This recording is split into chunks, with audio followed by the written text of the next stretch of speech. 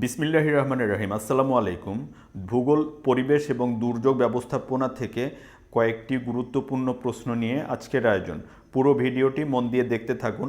BCS সহ যে কোনো চাকরির পরীক্ষায় এই প্রশ্নগুলো বিশেষ গুরুত্বপূর্ণ। বিসিএসে ভূগোল, পরিবেশ এবং দুর্যোগ ব্যবস্থাপনা থেকে সরাসরি প্রশ্ন আসে। আপনারা যদি ভূগোল, পরিবেশ, দুর্যোগ ব্যবস্থাপনার উপর কিছুটা প্রিপারেশনও নিয়ে যান, তাহলেও আপনারা সঠিকভাবে অনেক প্রশ্নের উত্তর আপনারা দিতে পারেন। প্রশ্নে ফিরে যাচ্ছি। বাংলাদেশের দ্বিতীয় ভৌগোলিক নির্দেশক জিআই পণ্য হিসাবে নিবন্ধন পায় কোনটি? বাংলাদেশের দ্বিতীয় ভৌগোলিক জিআই পণ্য হিসাবে নিবন্ধন পায় হচ্ছে ইলিশ। মনে রাখার চেষ্টা করবেন, ইলিশ মাছ বাংলাদেশের দ্বিতীয় ভৌগোলিক জিআই পণ্য। পরের প্রশ্ন, ইকোলজি হাউস কি? ইকোলজি হাউস হচ্ছে বিল গেটসের বাসভবনের নাম হচ্ছে ইকোলজি হাউস। অপশন ঘ, বিল গেটসের বাড়ির নাম ইকোলজি হাউস। বাংলাদেশের কোন অঞ্চল বেশি খরাপ্রবণ? উত্তর পশ্চিমাঞ্চল। বাংলাদেশের উত্তর পশ্চিমাঞ্চল বেশি খরাপ্রবণ। অনেক জায়গায় আসলে উত্তর পশ্চিমাঞ্চলের অনেক জায়গায় মরুকরণও শুরু হয়ে গিয়েছে। এই প্রশ্নটা অনেকবারই এসেছে। উত্তর পশ্চিমাঞ্চল অনেক বেশি খরাপ্রবণ। মূল্য পরিমাপে বাংলাদেশের কোন কৃষি পণ্য সবচেয়ে বেশি উৎপাদিত হয়? মূল্য পরিমাপে বাংলাদেশে ধান সবচেয়ে উৎপাদিত হয়। জাতিসংঘের কোন সংস্থা ভৌগোলিক নির্দেশক জিআই পণ্যের নিবন্ধন দেয়? ডব্লিউআইপিও। ডব্লিউআইপিও ভৌগোলিক নির্দেশক জিআই পণ্যের নিবন্ধন দেয়। বাংলাদেশে কালবৈশাখী ঝড় কখন হয়? বাংলাদেশে কালবৈশাখী ঝড় হয় হচ্ছে প্রাক মৌসুমে বায়ু ঋতুতে।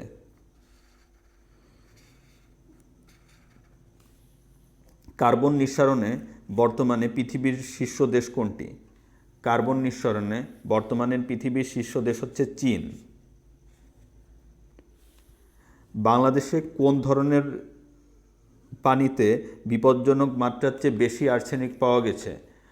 অগভীর নলকূপের পানিতে বিপজ্জনক মাত্রার চেয়ে বেশি আর্সেনিক পাওয়া গেছে। জাতীয় দুর্যোগ প্রস্তুতি দিবস কবে? জাতীয় দুর্যোগ প্রস্তুতি দিবস হচ্ছে 10ই মার্চ। 10ই মার্চ বাংলাদেশের জাতীয় দুর্যোগ প্রস্তুতি দিবস। পরের প্রশ্নে যাচ্ছি।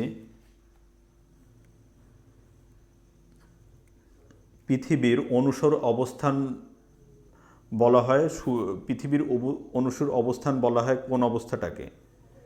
পৃথিবীর অনুসর অবস্থান বলা হয়, এটা হচ্ছে সূর্য থেকে পৃথিবীর দূরত্ব সবচেয়ে, এখানে 4টা অপশন আছে, একটু দেখবেন। 4টা অপশনের মধ্যে সূর্য থেকে পৃথিবীর দূরত্ব সবচেয়ে কম হলে একে অনুসর অবস্থান বলা হচ্ছে। দ্বিতীয় অপশন হচ্ছে সূর্য থেকে পৃথিবীর দূরত্ব কম হলে তাকে অনুসর অবস্থান বলা হচ্ছে। সূর্য ও পৃথিবীর সমদূরত্বে অবস্থান করলে তাকে অনুসর অবস্থান বলা হচ্ছে। আর 4 নম্বর অপশন হচ্ছে কোনোটি নয়।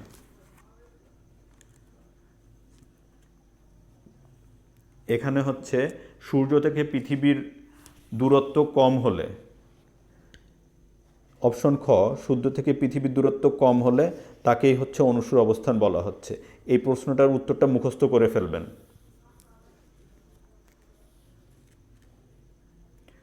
বায়ুমণ্ডলের যে স্তরে ওজোন স্তর আছে, বায়ুমণ্ডলের হচ্ছে স্ট্রাটোমণ্ডলে ওজোন স্তর রয়েছে। এটা আমরা সবাই জানি, স্ট্রাটোমণ্ডল হচ্ছে ওজোন স্তর।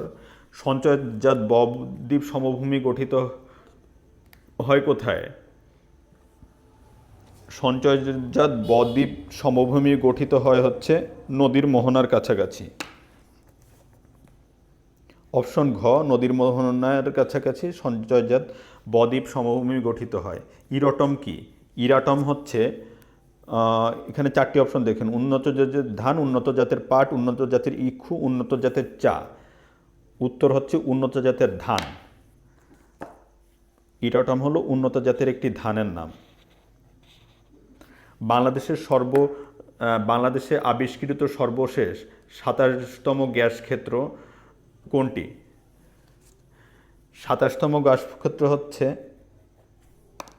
ভোলা নর্থ 1। এরপরে যদি কোনো গ্যাস ক্ষেত্র আবিষ্কৃত হয় আপনারা কমেন্টে একটু জানাবেন। ইউএনএফসিসি, পরের প্রশ্নতে যাচ্ছি, ইউএনএফসিসি কত সালে স্বাক্ষরিত হয়? ইউএনএফসিসিসি কত সালে স্বাক্ষরিত হয়? ইউএনএফসিসিসি 1992 সালে স্বাক্ষরিত হয়। এইরকম প্রশ্ন মনে রাখা একটু কঠিন, বাট এটা আপনারা মনে রাখার চেষ্টা করবেন। ইউএনএফসিসি 1992 সালে স্বাক্ষরিত হয়। বাংলাদেশের বার্ষিক গড় বৃষ্টিপাত নিম্নের কোন স্টেশনে রেকর্ড করা হয়? বাংলাদেশের বার্ষিক গড় বৃষ্টিপাত হচ্ছে সিলেট স্টেশনে রেকর্ড করা হয়।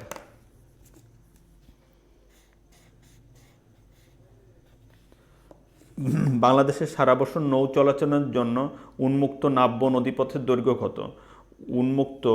বাংলাদেশের সারা বছর নৌ চলাচলের জন্য উন্মুক্ত নাব্য নদীপথের দৈর্ঘ্য হচ্ছে 5400 কিলোমিটার।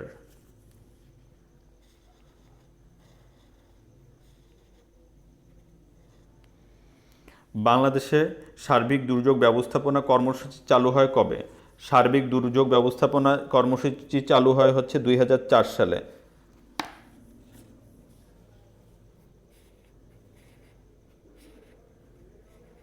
ধন্যবাদ ভিউয়ার্স, আজকের ভিডিওটা এ পর্যন্তই। আপনারা সবাই ভালো থাকবেন, সুস্থ থাকবেন, পড়াশোনার মধ্যেই থাকবেন। অযথা রিলস, ফানি ভিডিও, মুভি, গান শুনে সময় নষ্ট করবেন না। জীবন গঠন করার জন্য যে কাজগুলো করা লাগে, যেভাবে পড়াশোনা করা লাগে, কিংবা ভিডিও দেখে যেভাবে প্রশ্নের উত্তরগুলো আত্মস্থ করা লাগে সেভাবেই করুন। আমার চ্যানেলের ভিডিওগুলো দেখতে পারেন, প্রতিদিনই কিছু না কিছু ভিডিও আপলোড দেওয়া হচ্ছে। প্রতিদিনের ভিডিওগুলো দেখলেও আপনার একটা ভালো প্রিপারেশন হয়ে যাবে। সবাই ভালো থাকবেন। আল্লাহ হাফেজ। আসসালাম।